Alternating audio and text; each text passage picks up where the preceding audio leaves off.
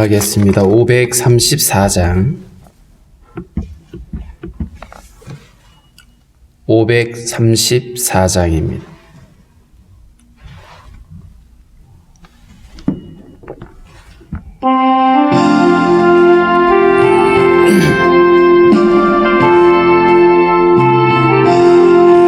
주님 찾아오셨네. 모시어 드리세. 화시간을 쓰셨네. 모시어 드리세. 우리 죄를 속하려 십자가를 지셨네. 받은 고난 크셔라. 모시어 드리세. 보라 성자 오셨네. 모시어 드리세. 영광 중에 계신 주 모시어 드리세. 헛된 조만 버리고 우리 주주 모시어 영원 복락 누리세. 모시어 드리세. 겸손한 자 찾도다. 모시어 드리세. 하늘에서 부르네. 모시어 드리세. 좋은 자리 드리고 주실 은혜 구하세. 하늘나라 세우세. 모시어 드리세. 주여 내가 믿으니 오소서 오소서. 주여 환영하오니 오소서 오소서. 생명길로 이끄사 슬픔 위로하시고 진리 알게 하소서. 오소서 오소서.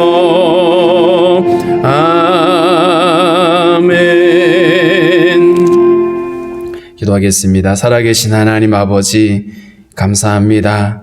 죄악 가운데 살던 우리들에게 아들을 보내주시고 우리에게 산 소망이 되게 하신 주님 감사합니다. 환난과 죽음 많은 이 세상 가운데 주님 오늘도 주님과 함께 동행하며 주를 따르는 삶을 살아갈 수 있도록 우리에게 믿음을 다하여 주옵소서. 하나님 아버지, 코로나로 인해서 많은 사람들이 고통하고 어려움 가운데 있습니다. 하나님 아버지, 속히 이 어려운 상황들이 종료될 수 있도록 하나님의 은총을 함께 허락해 주시고 백신 수급이 아버지 원활할 수 있도록 하나님의 은총으로 함께 해주시기를 원하고 기도합니다. 하나님 아버지, 이로 인해서 많은 사람들의 또 아버지 하나님의 기업이 어려움을 겪고 있고 또 아버지 고통 가운데 있사오니 주님 불쌍히 여겨주시고 하나님 아버지 특별히 성도들의 기업에 주의 복을 다하시고 또 오시는 하나님의 손길로 함께 하셔서 이 어려움을 함께 이겨낼 수 있도록 주님 도와주시기를 원합니다. 하나님 아버지, 성도들의 모든 간구하는 바를 아시는 하나님, 주의 선하심으로 응답하여 주시고 성도들이 계획하고 아버지 기도하는 모든 것들 주 안에서 아름답게 이루어져 갈 수 있도록 하나님 도우시고 함께하여 주옵소서.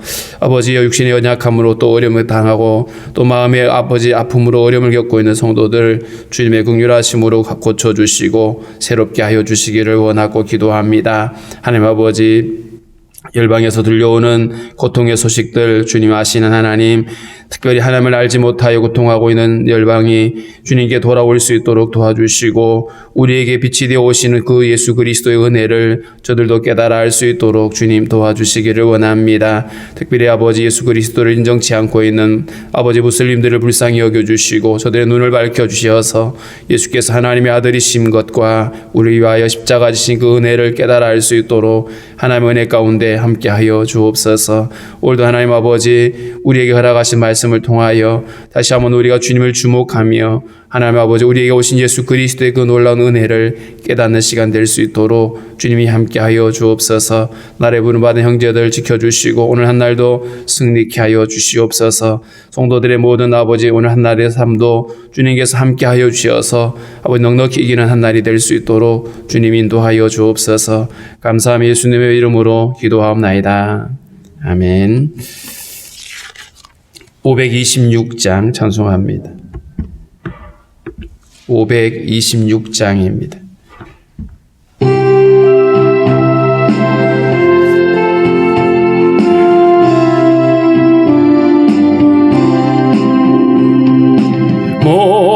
목마른 자들아 다 이리 오라. 이곳에 좋은 샘 흐르도다. 힘쓰고 애씀이 없을지라도 이 샘에 오면 다 마시겠네. 이 샘에 솟는물 강같이 흘러 온 천하 만국에 다 통하네. 빈분하기 전에 분별이 없이 다 와서 쉬고 또 마시겠네. 생명수 샘물을 마신 자마다 목 다시 마르지 아니하고 속에서 솟아나 생수가 되어 영원히 솟아 늘 풍성하리. 이 샘의 이름은 생명의 샘물. 저수정빛같이 늘 맑도다. 어린 양 보좌가 근원이 되어 생명수 샘이 늘 그치지 않네.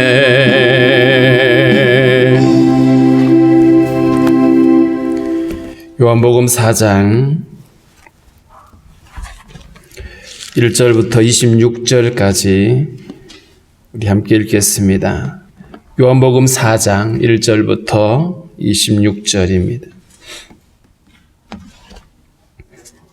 같이 읽습니다. 예수께서 제자를 삼고 세례를 베푸시는 것이 요한보다 많다 하는 말을 바리새인들이 들은 줄을 주께서 아신지라. 예수께서 친히 세례를 베푸신 것이 아니요 제자들이 베푼 것이라. 유대를 떠나서 다시 갈릴리로 가실새 사마리아를 통과하여야 하겠는지라. 사마리아에 있는 수가라 하는 동네에 이르시니 야곱이 그 아들 요셉에게 준 땅이 가깝고 거기 또 야곱의 우물이 있더라. 예수께서 길을 가시다가 피곤하여 우물 곁에 그대로 앉으시니 때가 6시쯤 되었더라. 사마리아 여자 한 사람이 물을 기르러 왔음에 예수께서 물을 좀 달라 하시니 이는 제자들이 먹을 것을 사러 그 동네에 들어갔음이로라. 사마리아 여자가 이르되 당신은 유대인으로서 어찌하여 사마리아 여자인 나에게 물을 달라 하나이까 하니 이는 유대인이 사마리아인과 상종하지 아니함이로라. 예수께서 대답하여 이르시되 네가 만일 하나님의 선물과 또 내게 물 좀 달라 하는 네가 누구인 줄 알았더라면 내가 그에게 구하였을 것이요 그가 생수를 내게 주었으리라. 여자가 이르되 주여 물 기를 그릇도 없고 이 우물은 깊은데 어디서 당신이 그 생수를 얻겠사옵나이까? 우리 조상 야곱이 이 우물을 우리에게 주셨고 또 여기서 자기와 자기 아들들과 짐승이 다 마셨는데 당신이 야곱보다 더 크니이까? 예수께서 대답하여 이르시되 이 물을 마시는 자마다 다시 목마르려니와 내가 주는 물을 마시는 자는 영원히 목마르지 아니하리니 내가 주는 물은 그 속에서 영생하도록 솟아나는 샘물이 되리라. 여자가 이르되 주여 그런 물을 내게 주사 목마르지도 않고 또 여기 물 기르러 오지도 않게 하옵소서. 이르시되 가서 내 남편을 불러오라. 여자가 대답하여 이르되 나는 남편이 없나이다. 예수께서 이르시되 네가 남편이 없다 하는 말이 옳도다. 너에게 남편 5이 있었고 지금 있는 자도 내 남편이 아니니 내 말이 참되도다. 여자가 이르되 주여 내가 보니 선지자로소이다. 우리 조상들은 이 산에서 예배하였는데 당신들의 말은 예배할 곳이 예루살렘에 있다 하더이다. 예수께서 이르시되 여자여 내 말을 믿으라. 이 산에서도 말고 예루살렘에서도 말고 너희가 아버지께 예배할 때가 이르리라. 너희는 알지 못하는 것을 예배하고 우리는 아는 것을 예배하노니 이는 구원이 유대인에게서 남이라. 아버지께 참되게 예배하는 자들은 영과 진리로 예배할 때가 오나니 곧 이때라. 아버지께서는 자기에게 이렇게 예배하는 자들을 찾으시느니라. 하나님은 영이시니 예배하는 자가 영과 진리로 예배할지니라. 여자가 이르되 메시아 곧 그리스도라 하는 이가 오실 줄을 내가 아노니 그가 오시면 이 모든 것을 우리에게 알려주시리이다. 예수께서 이르시되 내게 말하는 내가 그라 하시니라. 아멘. 요한복음 3장에서는 니고데모라고 하는 공회원이 예수님을 찾아와서 예수님에게 내가 보니까 당신은 하나님으로부터 오셨다라는 얘기를 하고 예수님은 그에게 사람이 거듭나지 않으면 하나님 나라를 볼 수 없다는 얘기를 하십니다. 유대인을 대상으로 스스로 자기들이 율법을 지키고 그래서 스스로 의롭게 여기면서 자기들은 하나님의 백성으로 당연히 여기고 있는 그들에게 거듭나지 않으면 하나님 나라를 갈 수 없고 주님께서 그 일을 위해서 오셨다는 사실을 그들에게 설명을 하셨죠. 오늘 본문에서는 그 대상이 사마리아인입니다. 유대와 갈릴리 사이에 중간에 위치하고 있는 사마리아 지역인데 이 지역은 그 북이스라엘이 아수르에 멸망하고 나서 그 아수르가 사마리아 땅에 그 아수르 사람들을 대거 유입을 시키죠. 그래서 그때부터 유대인과 사마리아인들은 서로 상극이 됩니다. 서로 상종하지 않는. 그래서 유대인들은 사마리아인들을 멸시하게 되고 또 사마리아인들은 그러한 유대인들을 못마땅히 여겨서 서로 적대 감정을 가지고 있는 이런 관계였던 것이죠. 오늘 1절에 보면 예수께서 제자를 삼고 세례를 베푸시는 것이 요한보다 많다 하는 말을 바리새인들이 들은 줄을 주께서 아셨다. 앞서 예수님이 성전에 들어가셔서 성전에 있는 것들을 다 엎어버리시고 이런 일들이 있었죠. 이런 예수님을 바라보면서 바리새인들이 예수님에 대해서 못마땅히 여겼는데 더군다나 세례 요한에게 몰려갔던 사람들이 예수님에게로 몰려가는 이야기를 그들이 들었기 때문에 그들은 더 예수님에 대해서 주목하게 되고 이제 자칫하면 그들과 충돌하게 되는 이런 상황인 것이죠. 근데 예수님은 아직 그들과 충돌하거나 그렇게 해서 그들의 미움을 사서 하실 일이 때가 아니었기 때문에 예수님은 이런 그들과의 충돌을 피하기 위해서 유대를 떠나게 되시죠. 그래서 유다를 떠나서 갈릴리로 가시는데 일반적으로 이 갈릴리 사람들이 유대 땅으로 갈 때에는 사마리아 땅을 통과하지 않습니다. 왜냐하면 그건 빠른 길이긴 한데 사마리아 사람들과의 관계가 좋지 않기 때문에 그 예루살렘으로 가는 사람들을 그들이 반기지 않았죠. 그래서 일반적으로는 요단강 쪽을 돌아서 여리고를 거쳐서 굉장히 우회하는 도로를 이들이 사용을 했는데 오늘 4절에 보면 예수님이 유대를 떠나서 이제 북쪽으로 올라가는데 갈릴리로 올라가시는데 사마리아를 통과하여야 하겠는지라. 사마리아를 통과할 목적이 주님에게 있었다는 뜻이죠. 그러면 오늘 이 본문을 이렇게 함께 살펴보면 그 목적이라고 하는 것이 무엇이냐 하면 사마리아 사람들에게 당신을 증거하는 거였습니다. 달리 표현하면 이 사마리아인들도 예수님이 오셔서 복음으로 그들을 구원하셔야 될 대상인 거죠. 예수님이 이 땅에 오신 것은 유대인들만을 위해서 오신 것이 아니고 사마리아와 땅끝까지 있는 모든 사람들을 위해서 주님이 이 땅에 오신 겁니다. 특별히 오늘 본문에는 그 사마리아 땅에 살고 있는 한 여인을 만나게 되는데 그 여인이 바로 어떤 사람이냐 하면 예수 그리스도가 필요한 정말 인생의 목마름을 겪고 있는 한 여인이었습니다. 예수님이 세상에 오신 이유 1장에서 하나님이신 그분이 모든 피조물의 근원이 되신 그분이 이 땅에 오셨다고 했는데 그 오신 이유가 어디에 있는가? 이렇게 인생의 목마름을 겪고 있는 그래서 끝없이 고통하고 있는 그 한 인생을 주님이 찾아오셔서 그에게 당신을 드러냄으로 인해서 그의 목마름이 해결되어지는 이 이야기를 통해서 주님이 이 땅에 오신 궁극적인 목적을 우리들에게 지금 말씀해 주고 있는 것입니다. 사마리아에 있는 수가라 하는 동네에 이르시니 이 수가라고 하는 동네는 우리가 잘 알고 있는 성경에 자주 등장하는 세겜이라고 하는 땅에 가까이 있는 곳입니다. 이곳에 들렀는데 이곳은 야곱의 동네였다. 야곱이 하몰이라고 하는 하몰의 자손들에게 그 땅을 사서 요셉에게 주었다라고 말합니다. 그 아들 요셉에게 준 땅이 가깝다. 자, 그런데 거기서 야곱의 우물이 있더라. 야곱이 그 땅을 사고 그리고 거기에 거주했기 때문에 거기 우물을 파고 거기 생활을 했었던 것이죠. 근데 그 우물이 오랜 세월이 지났는데도 불구하고 여전히 남아있는 걸 보면 굉장히 유서가 깊기도 하고 우물이 깊었던 것을 우리가 짐작해 볼 수 있습니다. 우물이 있는데 예수님이 길 가시다가 피곤해서 우물 곁에 그대로 앉으셨다. 성경에는 자주 예수님이 사람의 몸을 입고 오셨는데 사람이 되어 오셨는데 그 예수님이 우리와 어떻게 똑같은지를 자주 표현하고 있습니다. 그래서 오늘 본문에는 예수님이 오랜 시간 걸어 오셨기 때문에 피곤하셨다. 그리고 목마르셨다라는 사실을 알 수 있죠. 예수님이 가령 배를 탔는데 피곤해서 고물을 베고 주무셨다라고 하는 얘기든지 이런 여러 가지 표현들을 보면 예수님이 우리와 똑같은 성정을 가진 모습이었다는 사실을 증거하고 있고요. 예수님이 우물가에 앉아 계시고 제자들은 음식을 사러 먹을 것을 사러 동네로 들어가신 이런 상황이고요. 자, 그런데 그 시간이 6시쯤 됐다 이렇게 말합니다. 6시라고 하는데 지금 우리로 말하면 12시, 낮 12시 정오의 시간입니다.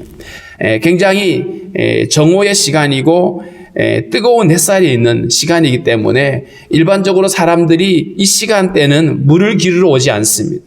물을 기르러 올 때는 주로 저물어 갈 때, 해가 뉘엿뉘엿 저물어 갈 때에 그때에 많은 사람들이 물을 떠가는데 오늘 이 여인은 사람들이 오지 않는 낮 시간에 온 걸 보면 이 여인에게는 아마 대인 기피증 같은 사람들과 부딪히고 싶지 않는 이런 상황을 우리가 짐작해 볼 수가 있습니다. 한 여인이 왔어요. 그런데 예수님이 이 여인에게 물을 좀 달라라고 부탁을 합니다.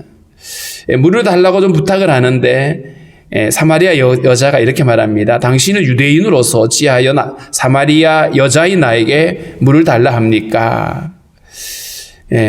유대인과 사마리아인들이 상종도 안 하는데 더군다나 남자가 여자에게 물을 달라고 하는 이 부분에 대해서 이것은 일반적이지 않았던 것이죠. 그래서 어찌해서 나한테 물 달라고 하느냐라고 여인이 대꾸를 하게 됩니다.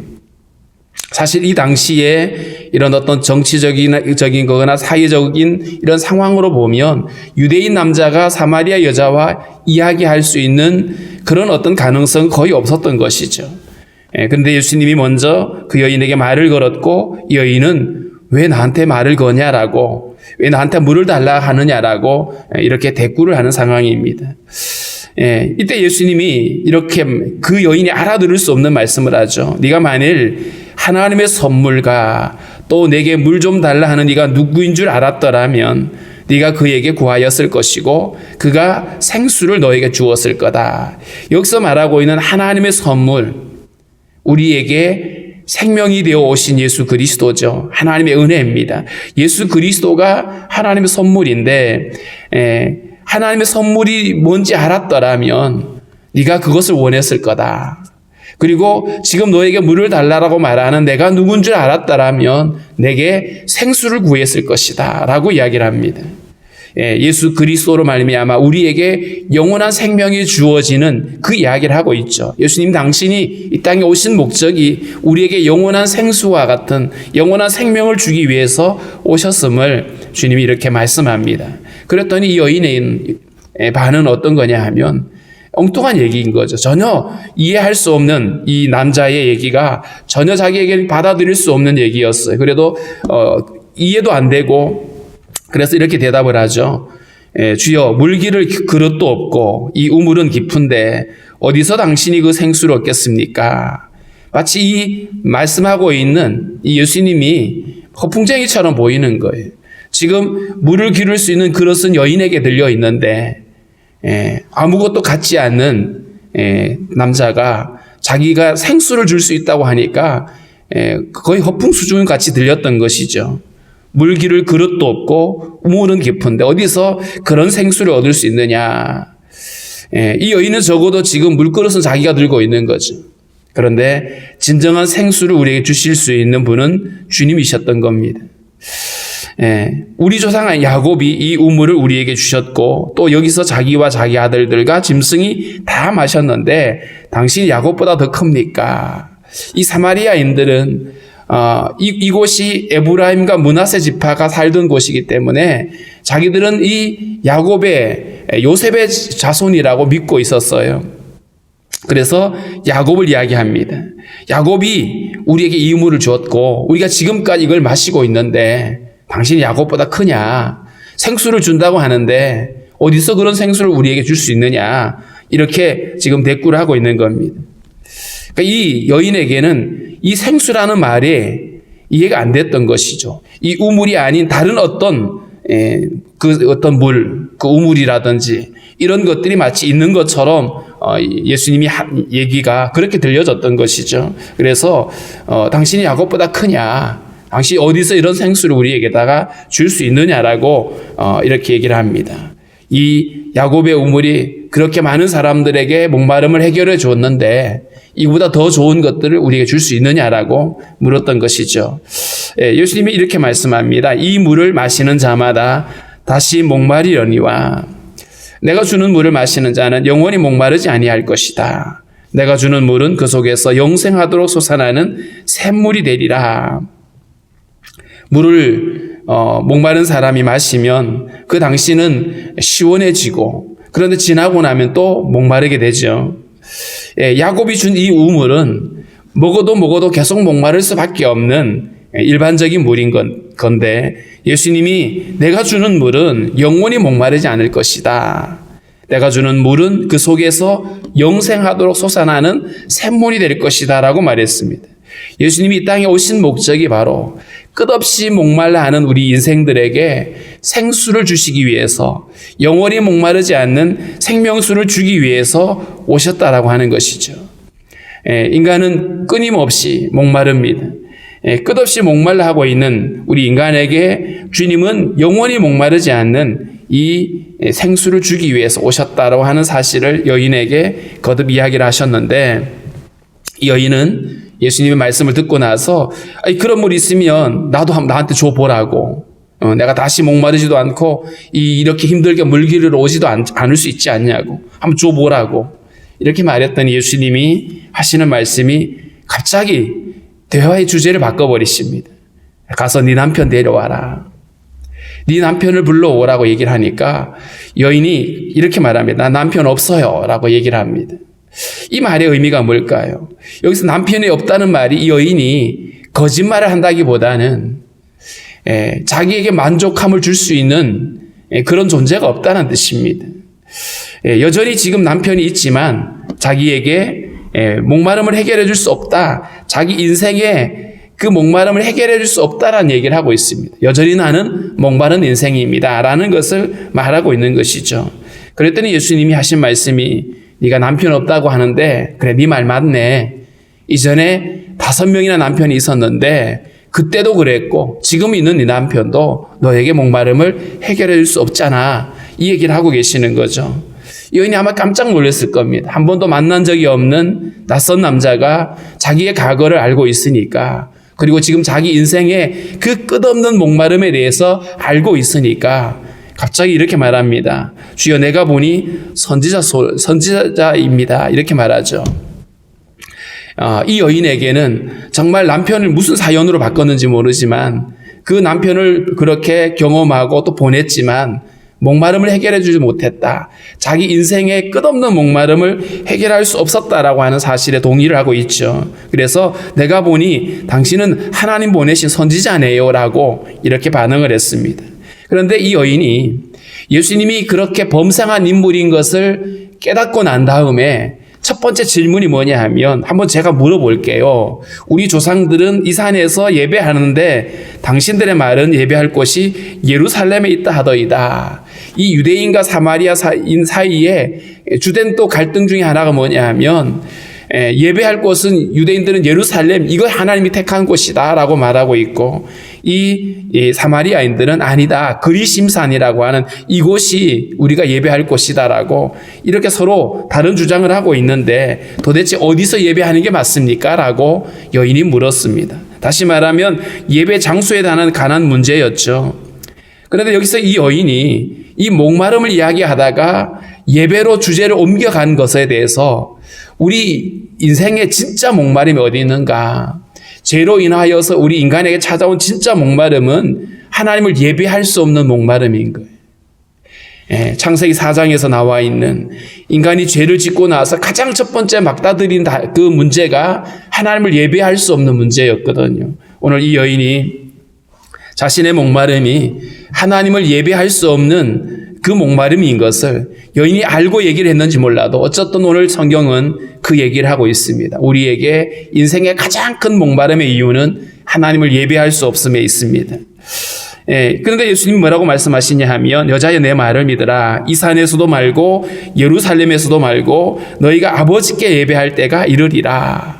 아버지께 예배할 때가 이른다. 어떤 장소의 개념이 아닌 거예요.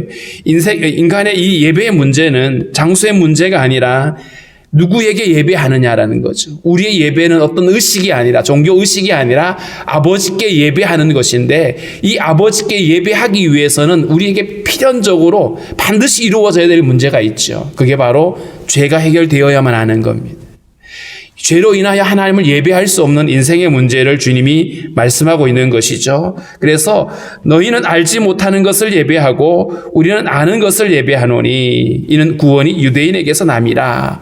이 사마리아인들에게는 모세 오경만 그들이 진리로 믿었어요. 그러다 보니까 많은 지식을 알지 못하죠. 불완전한 지식을 가지고 하나님을 예배한다고 하니까 이들은 그저 의식적인 여기에 머물러 있었던 겁니다. 그런데 하나님을 예배한다라고 하는 것은 우리의 죄의 문제가 해결되지 않고는 결코 하나님을 예배할 수 없는데, 오늘 주님은 당신이 이 땅에 오신 목적이 예배할 수 없는 인생들에게 예배가 가능하도록 하기 위해서 이 땅에 오셨음을 우리에게 말씀해 주고 있습니다. 아버지께 참되게 예배하는 자들은 영과 진리로 예배할 때가 오나니 곧 이때라. 아버지께서는 자기에게 이렇게 예배하는 자들을 찾으시느니라. 여기서 참되게 예배하는 자들은 영과 진리로 예배할 때가 온다.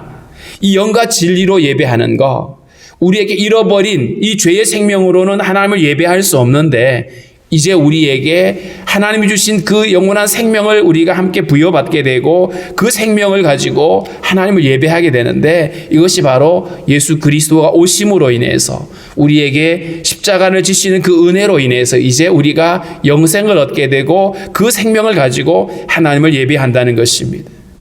하나님은 영이시니 예배하는 자가 영과 진리로 예배할지니라. 하나님은 영이시다. 거룩하신 하나님이신데 우리 어떤 종교 의식으로는 주님을 만날 수 없는 것이죠. 그래서 예배하는 자는 영과 진리로 예배되는데, 이 영은 성령의 도우심이죠. 성령의 도우심으로 우리가 예배할 수 있는데 그 일은 우리 안에 죄사함의 은혜가 먼저 주어져야 되는, 우리가 새로운 피조물로 거듭나야만 가능한 이야기임을 말씀해 주고 있습니다. 자, 이렇게 예수님이 예배는 바로 영과 진리로 예배하는 것이라고 말했더니 여인이 이렇게 말하죠. 메시아 곧 그리스도라 하는 이가 오실 줄을 내가 아노니 그가 오시면 모든 것을 우리에게 알려주실 겁니다. 이 여인에게는 메시아에 대한 소망이 있었어요. 그가 오시면 우리의 예배의 문제를 해결해 줄 거다. 그가 오시면 우리의 이 갈급함을 해결해 줄 거라고 하는 이 얘기를 이 여인이 말하고 있는 겁니다. 그렇다면 이 여인의 갈망은, 정말 우리 인생의 갈망이 뭐냐? 메시아가 오면 우리의 인생의 목마름은 해결될 수 있다는 걸 알 수 있죠. 그랬더니 예수님이 하신 말씀이 너에게 말하는 내가 바로 그 메시아다라고 주님이 당신을 밝히시는 겁니다. 오늘 이 사마리아 여인을 만나는 이 장면에서 예수님이 이 땅에 오신 목적이 어디에 있는가? 목마른 인생들에게 영원한 생명수를 주기 위해서 주님이 오셨고, 끝없이 목말라 하고 죄로 인하여 하나님을 예배할 수 없는 우리 인생들에게 하나님을 예배할 수 있도록 하기 위해서 주님이 오셨다는 사실을 우리에게 말씀해 주고 있습니다.